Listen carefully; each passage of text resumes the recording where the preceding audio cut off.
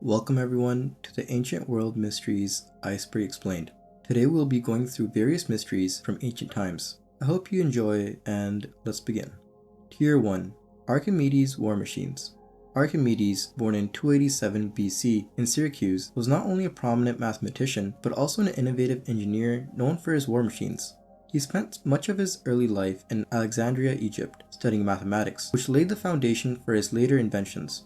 Archimedes is celebrated for his mathematical precision in calculating pi, his method to determine the volume of irregular shapes, and his approach to measuring circles. His contributions rank him among the top 3 mathematicians of ancient Greece. His war machines were primarily designed for the defense of Syracuse against the Romans. Archimedes applied his extensive knowledge of mathematics and physics to develop devices that could counter the strengths of the invading forces. His inventions included the giant claw, catapults, and a so-called death ray. The giant claw was a massive device capable of lifting enemy ships out of the water. It operated by securing onto the prow of a ship with a heavy chain. This chain was connected to a lever system that, when activated, would lift the front of the ship, tipping it vertically and causing it to capsize or sink. Archimedes' catapults were another significant invention, utilizing his understanding of mechanics to hurl objects like rocks and timbers over large distances. These catapults could launch projectiles from the city walls to the ships moored at sea, effectively damaging or destroying them. The Romans were so impressed by the efficiency of these catapults that they took one back to Rome after their siege. The death ray, though surrounded by controversy regarding its effectiveness, was said to focus sunlight onto approaching ships using mirrors, setting them ablaze. This concept, whether fully realized in practice or not, shows Archimedes' forward-thinking application of reflective properties and heat concentration. City of the Caesars. The City of Caesars is a city believed to have been situated somewhere in Patagonia, a region spanning the southern parts of Chile and Argentina. This city is part of South American folklore and is also referred to by other names such as the Wandering City, Trapanada, Linlin, or Elin. Despite numerous explorations, particularly during the period of colonization in South America, there has been no verifiable evidence to confirm its existence. Reports and stories about the city persisted for about 200 years. According to various myths, the city of Caesars was wealthy, abundant in gold, silver, and diamonds. It was described as being nestled between 2 mountains, one made of gold and the other of diamonds, located in the Andes, the longest continental mountain range in the world. The city is often depicted as enchanted, appearing only at certain times or remaining hidden from those actively seeking it. Legends suggest that those who stumbled upon it accidentally could not remember their encounter, while those who intentionally sought it out might either find great treasures or return empty-handed. The origins of these tales are as varied as the descriptions of the city itself. Some stories claim that the city was founded by survivors of a Spanish shipwreck in the Strait of Magellan or by exiles from the destroyed 7 cities. Others attribute its founding to the spirits of Patagonian giants or survivors from the Inca Empire. Another theory suggests that the legend may have been derived from indigenous stories relayed to European sailors, possibly describing the riches of the Inca Empire, which were then embellished over time. Gold-digging ant. So this entry has to do with Herodotus, often regarded as the world's first historian, who was born around 480 BCE in Halicarnassus, a city within the Achaemenid Empire. While Herodotus' narratives include detailed accounts of historical events, they also feature ethnographic studies, legends, and tales. One of the most interesting stories recounted by Herodotus is that of the gold-digging ants in India. According to Herodotus, these creatures were larger than foxes but smaller than dogs. They lived in a desert region in India, north of the city of Caspatirus, in the country of Pastosia, where they burrowed in the sand, inadvertently unearthing gold. This gold was then collected by the local people using a very strategic method involving the use of camels, specifically choosing female camels that had recently given birth due to their speed and endurance.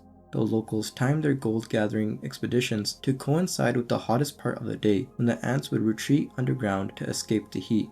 Herodotus describes how the ants would pursue the gold collectors upon sensing them, noting their extraordinary speed which necessitated a swift escape by the gold gatherers. He detailed the challenges faced by the male camels during these escapes, showing the survival instincts of the female camels driven by their maternal instincts. The historical accuracy of Herodotus' accounts have often been questioned, with many scholars considering his stories to be embellished or hearsay. However, a discovery in the Himalayas offers a potential explanation for this ancient myth. A team led by French ethnologist Michel Pessel investigated the upper regions of the Indus River and identified a plausible correlation between Herodotus's gold-digging ants and the large marmots found in this area. These marmots, which dig through the soil, could have been mistaken for mythical ants, especially given their size and the fact that they throw up earth containing gold dust. Pessel's findings suggest that the local Minaro tribe has historically collected gold dust from these marmot barrows. This practice, passed down through generations, was observed on the Dancer Plain, where the marmot's burrowing activities exposed layers of gold-bearing soil. Why did the Picts disappear? The Picts, known from Roman times as a prominent group in Scotland, dominated significant parts of what is now modern-day Scotland for nearly 600 years. Their first mention was by a Roman chronicler in 287. By around 900, there are no surviving written records of them.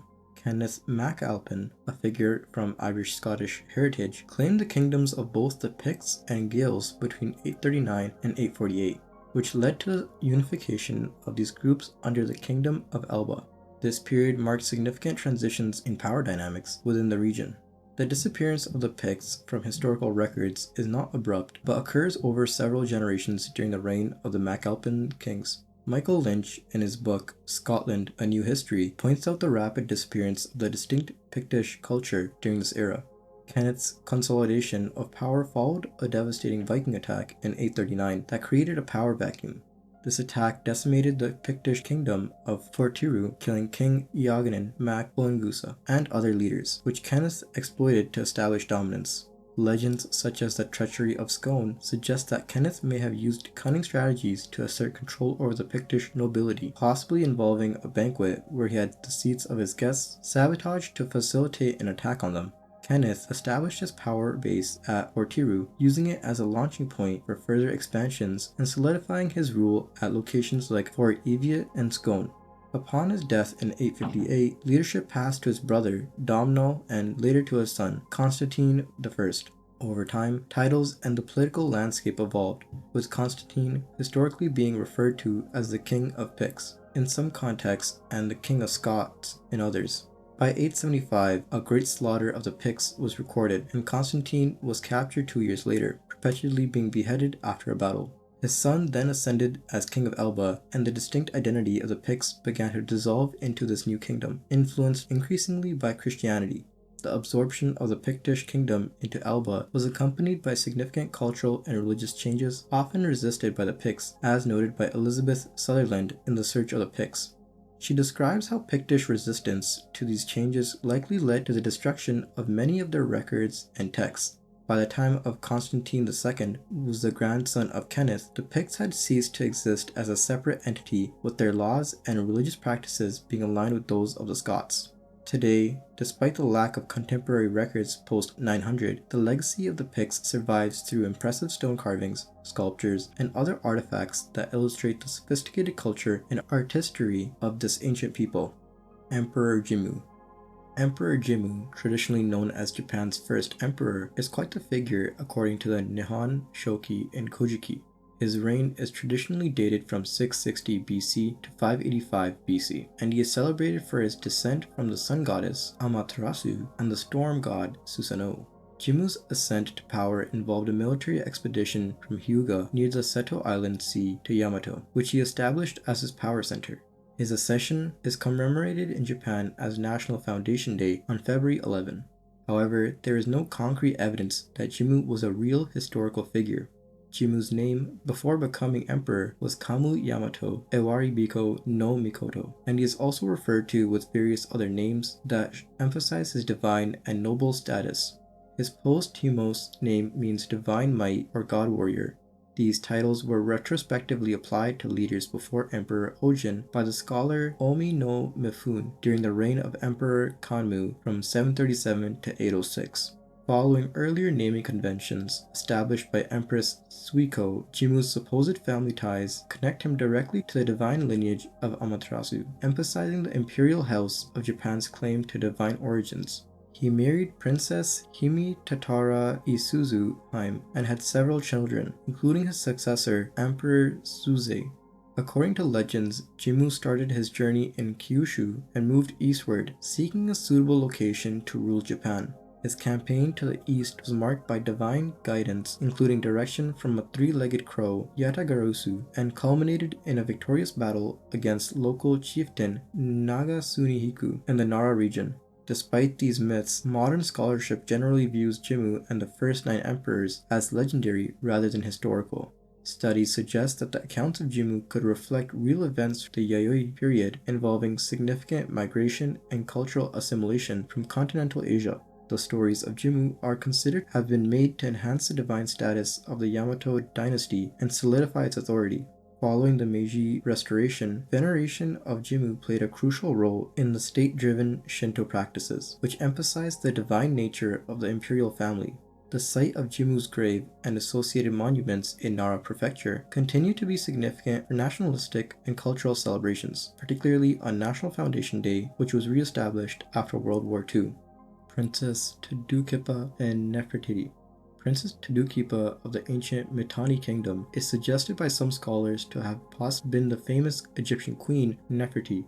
Nefertiti, renowned for her beauty, ruled alongside her husband, Pharaoh Akhenaten, during the mid-1300s BC.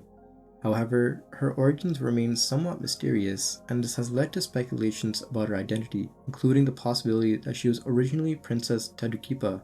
The Mitanni kingdom is existing between 1500 BC and 1300 BC in northern Syria and southeast Anatolia, was known to the Egyptians as Mitanni and to the Hittites as the Hurri.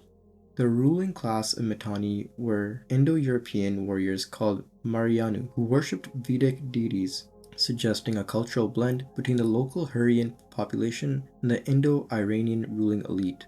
Princess Tadukipa, daughter of Tashrata Mitanni, was sent to marry Amenhotep III of Egypt as part of a diplomatic marriage. The Amarna letters, a series of correspondences from that era, discuss this arrangement. After Amenhotep III's death, Tadukipa is believed to have married his son Amenhotep IV, who later became known as Akhenaten. While some scholars suggest Tadukipa might have assumed the identity of Kia, another one of Akhenaten's wives, others propose that she was in fact Nefertiti. This theory posits that the name Nefertiti, meaning the beautiful one has come, could signify her foreign origins, linking her directly to Tadukipa. Despite these theories, there is evidence to the contrary, including the existence of Te, Nefertiti's wet nurse, which would be an unusual arrangement for a grown princess. The mystery of Nefertiti's origins continues to intrigue historians and archaeologists, with ongoing debates and research seeking to uncover the truth behind her enigmatic past. The Lost City of Vineta. Vineta, often called the Atlantis of the North, is a city said to have been submerged beneath the Baltic Sea in the late 12th century due to its residents' moral corruption and disregard warnings of an impending disaster. Despite extensive searches, the exact location of Vineta remains unknown, leaving historians and archaeologists to piece together clues from myths, historical texts, and archaeological findings. Vineta was reportedly a prosperous trading hub on the Baltic coast, attracting merchants from across Europe, including Vikings, Slavs, Spaniards, Saxons, and Mediterranean traders. This made it one of the most significant commercial centers of its time. According to historical descriptions, including those by 10th century traveler Ibrahim ibn Yaqub, Vineta was a large city boasting 12 gates and was considered the greatest city in Europe, located farthest northwest in what is now Poland. The city's prosperity was known far and wide, drawing comparisons to Constantinople in terms of wealth and population, which was said to be around 50,000 inhabitants. However, despite its prosperity, legends suggest that the city's downfall was imminent due to its inhabitants' excessive lifestyles and ignorance of spiritual and moral integrity. Legends recount that Vineta received multiple omens signaling its impending doom, including mysterious lights in the sky and a mermaid's dire prophecy warning the city of its fate if it did not amend its ways. Despite these signs, the city's residents chose to stay, leading to its submersion in the year 1170. The exact location of Vineta is still debated among scholars. Some suggest it may have been near the modern-day island of Wollin, known to be a significant Viking trade center. However, Wollin's port depth and other geographical inconsistencies cast doubt on this theory. Others propose that Vineta could have been near Euston, known as Sunshine Island, located between Germany and Poland. Like Wollin, evidence of Slavic settlement in Euston is scant, making its candidacy as Vineta's location pretty unlikely too. Another theory points to Barth, a medieval town situated on a lagoon in northeastern Germany. Barth was a notable trade center during the Middle Ages, and since 1999 it has been permitted to call itself the City of Vineta. However, this identification has not been definitively confirmed by archaeological evidence. Talos of Crete. In ancient Greek mythology, Hephaestus, the god of technology and craftsmanship, created a remarkable invention known as Talos. The invention was a giant man-made of bronze designed to protect the island kingdom of Crete from invaders. King Minos, who ruled Crete, desired a strong defense system to deter potential threats and maintain the security of his realm. Traditional guards and weapons were insufficient for his needs, prompting Hephaestus to craft an extraordinary solution. Hephaestus forged Talos in his celestial forge, shaping the automation into a towering figure endowed with superhuman strength and a gleaming bronze exterior. Unlike anything previously made by the god, Talos was powered by ichor, the ethereal fluid that is the lifeblood of the gods, making him an indomitable guardian. The god named his creation Talos, and it was the first known instance of a robot in mythology. Talos' primary function was to patrol the shores of Crete 3 times a day. He vigilantly watched for incoming ships, and upon spotting potential invaders, hurled massive boulders to sink them before they could reach the shore. Should any invader survive and make land, Talos had the ability to heat his metal body to extreme temperatures, embracing intruders in a deadly, fiery grip. Despite his robotic nature and repetitive tasks, Talos was imbued with a semblance of internal life, possessing emotions and desires unperceived by those he encountered or attacked. This depth of character became crucial during an encounter with Jason, Medea, and the Argonauts, who were returning from their quest to retrieve the Golden Fleece. Exhausted and in need of refuge, they sought to land on Crete, unaware of the formidable guardian awaiting them. As Talos approached the Argonauts, Medea, a skilled sorceress, noticed a single bolt on Talos' ankle that glinted distinctively. She quickly deduced that this bolt was crucial to the automaton's operation. Medea then cunningly offered Talos a deal, claiming she could grant him immortality if he allowed them to remove the bolt. Talos, yearning for eternal life and unaware of his mechanical design, agreed to the bargain. While Medea distracted Talos with enchantments, Jason quietly removed the bolt.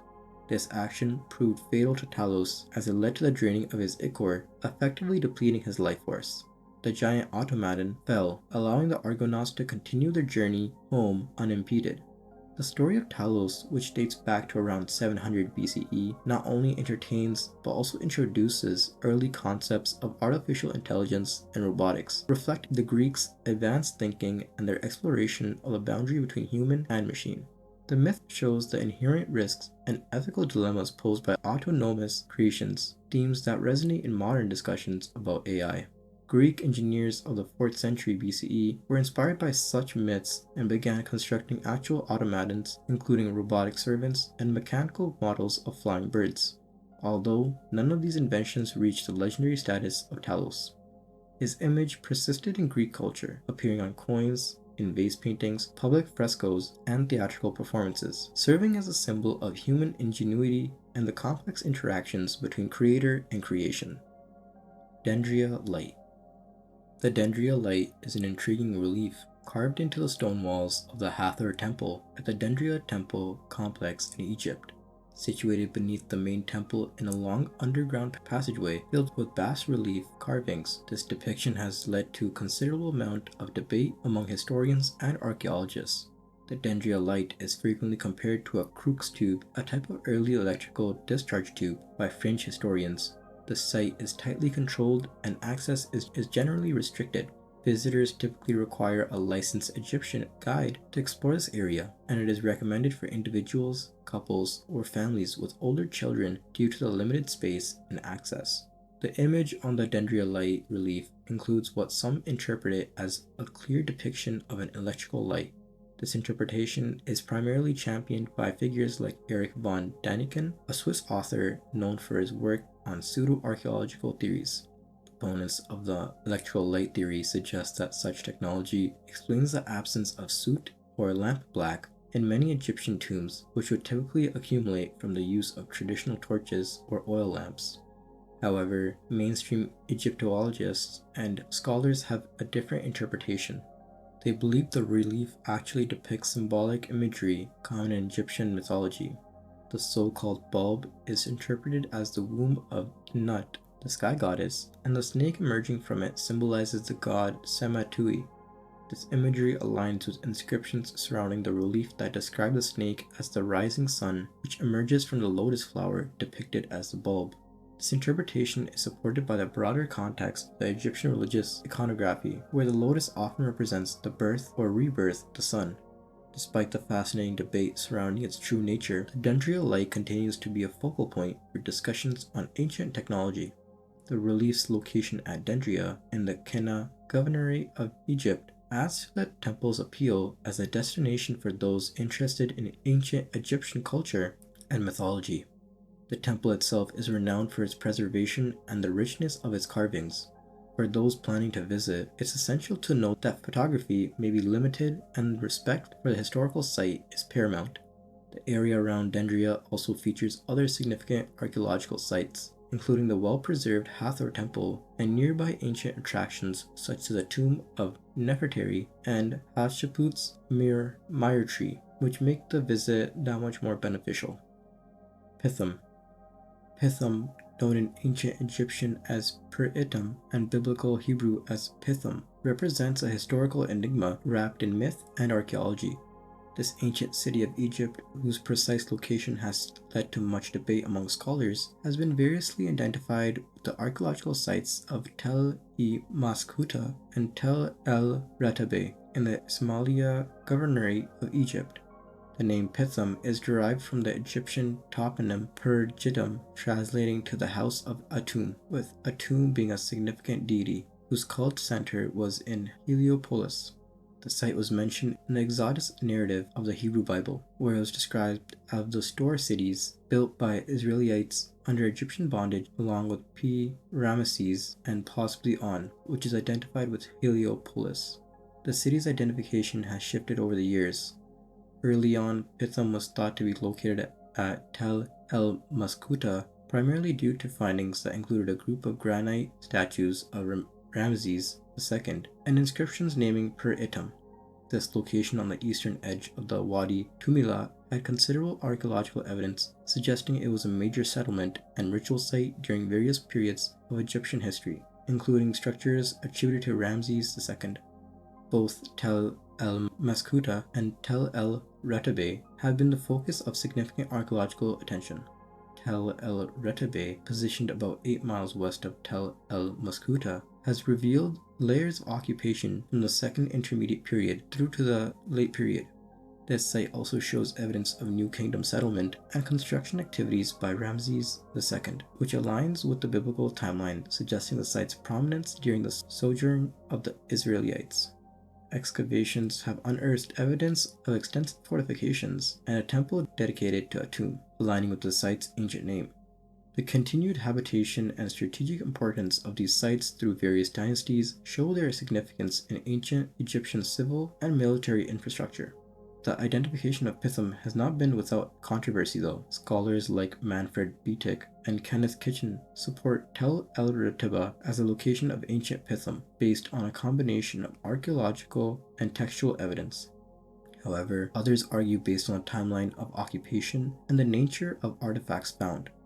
The debate extends into interpretations of biblical narratives too, and their historical and archaeological contexts. Today, the sites associated with ancient Pithom are significant not only for their historical and biblical connections, but also for their insights into ancient Egyptian urban planning, architecture, and the social-political dynamics of the New Kingdom and later periods. The ongoing excavations, particularly the joint Polish-Slavic expedition at Tel el-Ratabe, continue to provide data that contributes to our understanding of the Eastern Nile Delta's history. The Lost City of Thinis. The lost city of Thinis is an important part of ancient Egyptian history, thought to be near the modern cities of Abydos or Girga. The exact location of Thinis remains unknown. As the first capital of unified Egypt, its historical significance is quite profound, yet much about it is still a mystery. Thinis' origins trace back to around 3100 BC, following the unification of Upper and Lower Egypt. This period marks the beginning of the early dynastic period of Egypt, a transformative era that laid the foundations for the millennia-long history of ancient Egyptian civilization. Unlike the well-documented periods of later dynasties, the early dynastic period and cities like Thinis are less understood due to limited archaeological evidence. Historical references to Thinis are found in several ancient texts. Manetho, which is an ancient priest from the Ptolemaic period, mentions Thinis in his chronicles of Egypt's dynastic history. The city is also referenced in religious texts such as the Egyptian Book of the Dead, indicating its significance not only as a political and administrative center, but also as a religious one.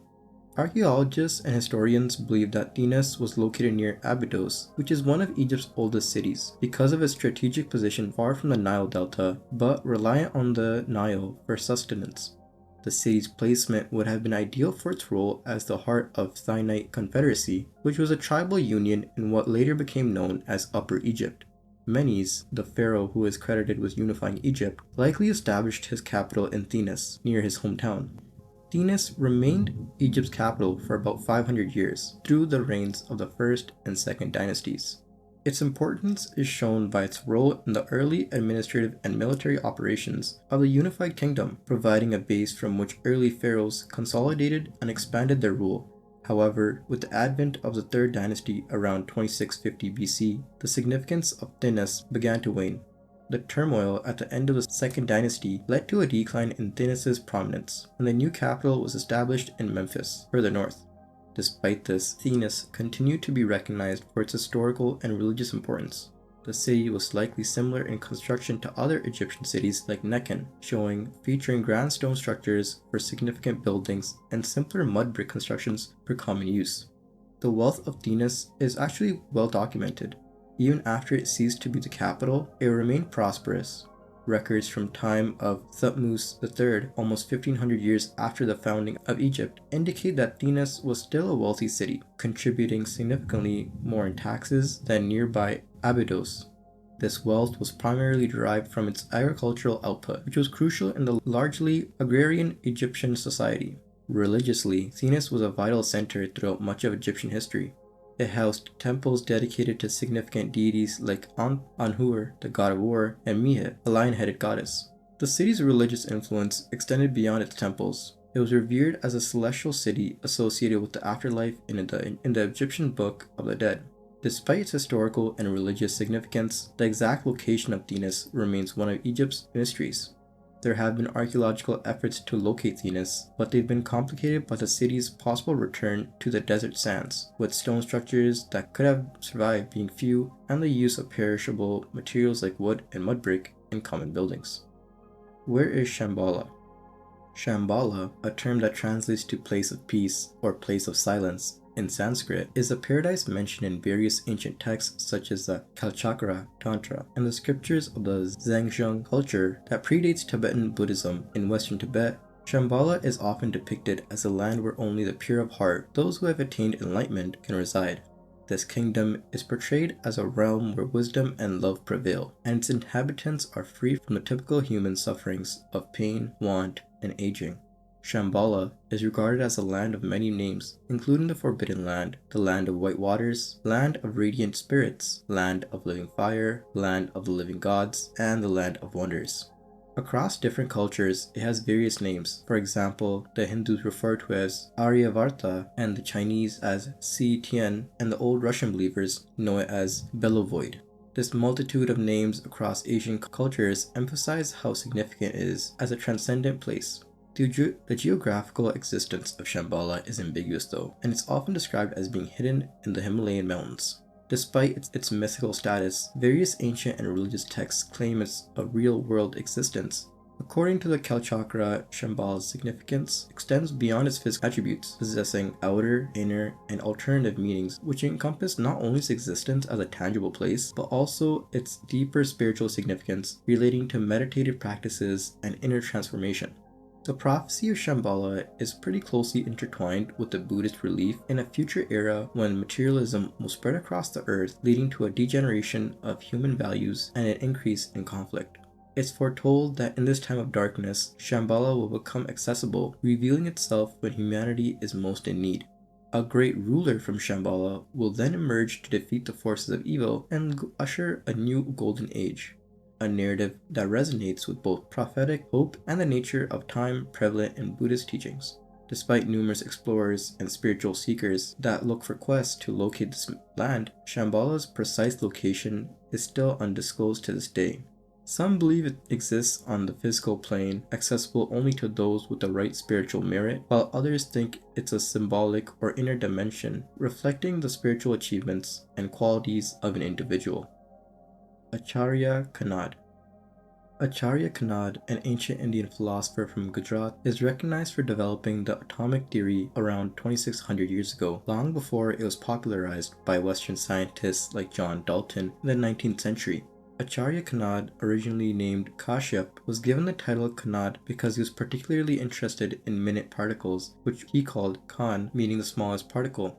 His fascination with the unseen building blocks of the universe led him to propose that everything in the universe is composed of atoms, which connected to form various structures. Kanad's atomic theory was detailed in his significant work, the Vaisheshika Sutra, where he elaborated on his ideas about atomism and the composition of matter. He hypothesized that atoms are eternal, invisible, and have specific inherent properties.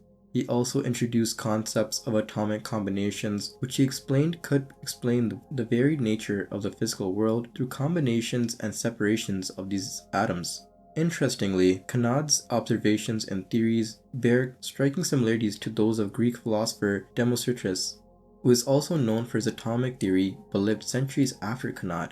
Unlike the Western approach that took a more scientific perspective much later, Kanad's theories were intertwined with philosophy and spirituality, reflecting a holistic view of the universe consistent with other Indian philosophical thought.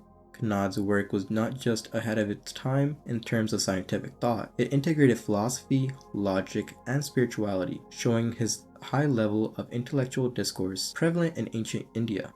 His ideas remained influential in the development of Indian philosophical teachings and contributed to later significant scientific discussions in the medieval Islamic world and eventually in the modern Western world.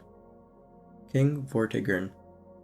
Vortigern is a historically ambiguous figure believed to be a warlord in the 5th century Britain, often described as a king of the Britons in historical texts like those of Bede and Gildas. Information about his life and exact historical role is pretty sparse and often intertwined with legends, making it hard for scholars to distinguish historical fact from just myths. Historical sources suggest that Vortigern might have been a high-ranking leader or noble who assumed power during a turbulent period in British history, marked by the departure of the Romans and increasing pressure from invading Picts, Scots, and Anglo-Saxons. The name Vortigern itself might not be a personal name, but possibly a title, derived from Brittonic words meaning overlord or great king. One of the most enduring tales associated with Vortigern is his supposed invitation to the Saxons under leaders and Horsa to assist in fighting against the Picts and the Scots, offering them land in Kent as a reward. This alliance ultimately turned disastrous as the Saxons revolted, leading to more incursions and settlement by Saxon warriors in Britain. This narrative is detailed in works by Gildas and later by Bede, who add theological and moral interpretations to the events. Gildas, writing in the 6th century, describes Vortigern as a proud tyrant and criticizes his decision to ally with the Saxons, whom he terms fierce and impious. Gildas blames him for the loss of Britain to these invaders, depicting his leadership as fraught with misjudgment and influenced by his own advisors.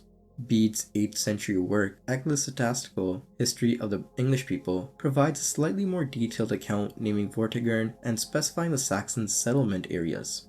Bede's narratives also introduce the elements of divine retribution and the eventual downfall of Vortigern's rule, aspects that are known in later medieval texts.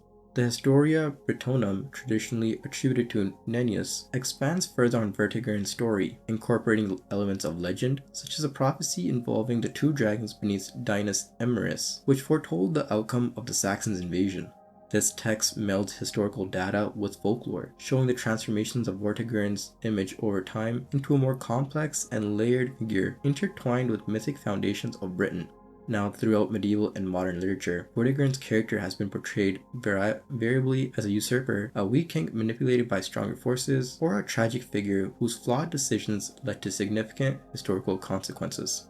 His story has been used to explore themes of betrayal, the clash between pagan and Christian values, and the struggle for power in a challenging political landscape.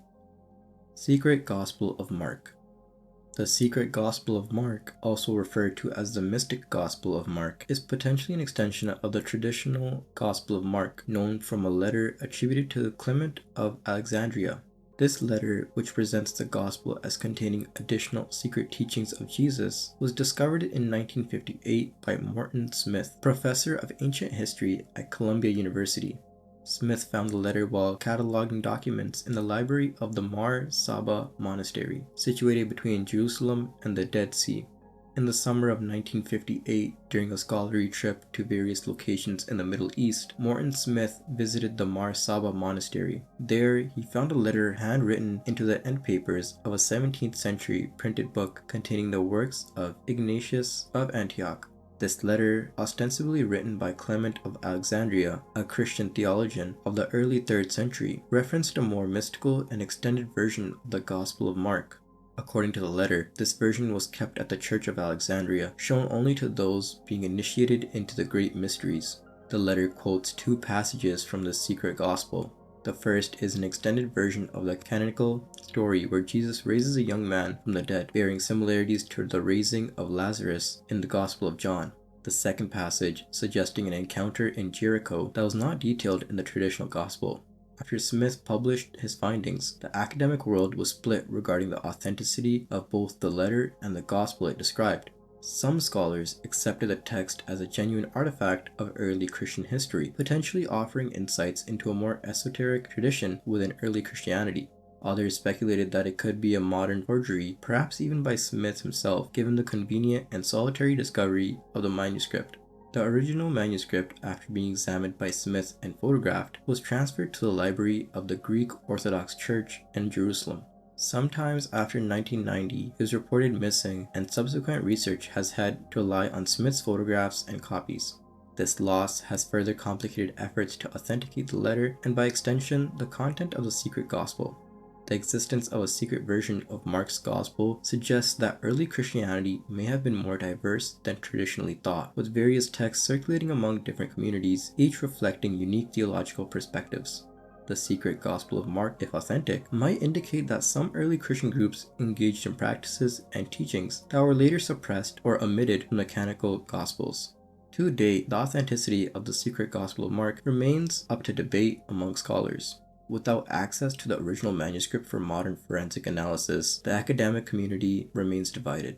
Some continue to defend the potential authenticity and historical value of this text, while others criticize it as a likely modern fabrication, arguing that the evidence supporting its antiquity is insufficient and circumstantial. The Lost Kingdom of Urartu. The Lost Kingdom of Urartu, often enshrouded in the mysteries of history, is quite the fascinating ancient kingdom whose vestiges lie near the region surrounding Lake Van, encompassing the rugged plateaus between Anatolia, Mesopotamia, the Iranian Plateau, and the Caucasus Mountains. Known to the Assyrians as Urartu and to the Hebrews as Ararat, the kingdom also went by the name of the Kingdom of Van in more recent historical references. Urartu's existence is prominently known from the mid-9th century BC until its decline following its conquest by the Medes in the early 6th century BC. The origins of Urartu's people remain uncertain, but it is suggested that they might have migrated from the west into the Armenian Plateau, an area referred to as Nairi in ancient times. The inhabitants call themselves Chaldeans, or children of the god Chaldas, reflecting a common ancient practice of identifying a community or nation by their deity. This practice was similar to that of the Assyrians, who derived their name from their god Assur. Urartu is particularly noted for its metalworking skills. Its people adapted the Assyrian cuneiform script for their own language, which is related to Hurrian, a language isolated but in its connections. The political structure of Urartu was seemingly monarchical and possibly dynastic, with its kings known for expanding their territory during periods of Assyrian weakness. The archaeological sites related to Urartu provide a glimpse into the kingdom's sophisticated urban planning and architecture, evidenced by remains such as the fortress of Tushpa, which served as its capital. Intriguingly, the kingdom's art and architecture often depicted their deities as seen as in artifacts bearing images of Urartian gods holding mysterious objects. Despite considerable interest and ongoing excavations, many details about Urartu remain elusive, mostly due to the limited number of preserved written records and the extensive looting of archaeological sites over the centuries. Key historical findings include cuneiform inscriptions, which have been challenging to decipher fully. One of the tragic tales associated with the study of Urartu comes from the 19th century when German scholar Friedrich Eduard Schulz, who documented several inscriptions from the region, was killed by bandits in Kurdistan. His work has only been published posthumously, delaying the scholarly understanding of the kingdom's script and language. The ultimate fall of Urartu around 585 to 590 BCE is poorly documented, leading to much speculation about the circumstances surrounding its decline. Archaeological discoveries, such as the excavation of the city of Teshibani, which is modern-day Karmir Blur, show evidence of a sudden and violent end to the city, likely due to a massive conflagration during a night raid. What happened to Axum? The kingdom of Axum was once among the world's greatest empires alongside Rome. China, and Persia has largely faded from contemporary memory. This ancient civilization, located in what is now Ethiopia and parts of Eritrea, eastern Sudan, and Yemen, played a pivotal role from the 1st to 6th century AD. The foundation of Axum's power lay in its strategic positioning in the highlands of Tigray, which allowed it to dominate the trade routes across the Red Sea to Arabia and the Nile Valley, thereby facilitating its rise as a formidable trade and naval power. The emergence of Axum was preceded by the kingdom of Dumit, which some historians speculate might have been the precursor to or integrated into what became Axum. This region had been inhabited since the Stone Age, developing into agrarian communities that capitalized on the fertile land, which was conducive to agriculture and herding. Axum's economic foundation was built on the export of ivory, gold, and other local resources, while importing necessities and luxuries like steel, textiles, and spices, which are integral to maintaining and expanding its trade networks. Underpinning Axum's commercial success was its military prowess, exemplified by its expansion under kings like Ezana I, who conquered the city-state of Meroe. Ezana's reign also marked a significant religious transformation. He officially adopted Christianity, which replaced the indigenous polytheistic religion. This conversion was influenced by interactions with Roman Egypt and further solidified the accounts of Prometheus, who was instrumental in its Christianity in the region. Axum's decline began in the late 6th century, precipitated by a combination of environmental, economic, and political challenges. Overutilization of agricultural lands, climate change, and the strategic error of granting excessive autonomy to tribal chiefs, which led to fragmentation and loss of central control, were key factors. Despite these challenges, the legacy of the Axumite kingdom continues to live on in Ethiopia, particularly within the traditions of the Ethiopian Orthodox Church, where the Christian Coptic traditions and the legend of the Ark of the Covenant endure. Fountain of Youth. The story of Juan Ponce de Leon's quest for the Fountain of Youth is a blend of historical fact and myth that has been embellished over centuries. Born around 1474, Ponce de Leon was a Spanish explorer and conquistador who became associated with the Fountain of Youth after his death. This mystical spring supposedly restored the youth of anyone who drank from or bathed in its waters. Historically, Ponce de Leon was indeed an accomplished explorer. After participating in Christopher Columbus's second voyage to the New World, he later became the first governor of Puerto Rico. His governance was marked by his efforts to colonize the island, and his tenure as governor was characterized by both achievements in settlement and the harsh treatment of the native Taino population. The actual story of Ponce de Leon searching for the Fountain of Youth doesn't appear in any records during his lifetime. Instead, this legend was attached to his name posthumously. Scholars believe that the myth was conflated with his real expeditions to Florida, which began in 1513. During these explorations, Ponce de Leon did name Florida and searched its coastlines, yet his primary motives were likely driven by the possibilities of acquiring land and wealth, not the mythical waters. It wasn't until after his death that the story of the Fountain of Youth became linked with Ponce de Leon. The myth was popularized in part by a Spanish historian, Antonio de Herrera y Tordesillas, who mentioned the fountain in a historical account more than 80 years after Ponce de Leon's death. Herrera's mention was brief, but it was enough to tie Ponce de Leon's name to the enduring legend permanently. The theory suggesting that Ponce de Leon was searching for the fountain to cure his impotence appears to be a later addition, part of a smear by rivals or critics. This interpretation reflects the harsh machismo culture of Spain during that era, where personal prowess and strength were highly valued traits. Modern cultural references to Ponce de Leon typically portray him as a tragic and almost comedic figure that was obsessed with finding the fountain of youth. This portrayal taps more into modern fascinations with agelessness and the critiques of vanity and folly. Despite the lack of historical evidence supporting the myth, it has become a popular and enduring part of Ponce de Leon's narrative in the collective memory. In contemporary times, the legend of the Fountain of Youth continues to draw tourists into Florida, especially in St. Augustine, where there are various sites that claim to be the actual location of the fountain.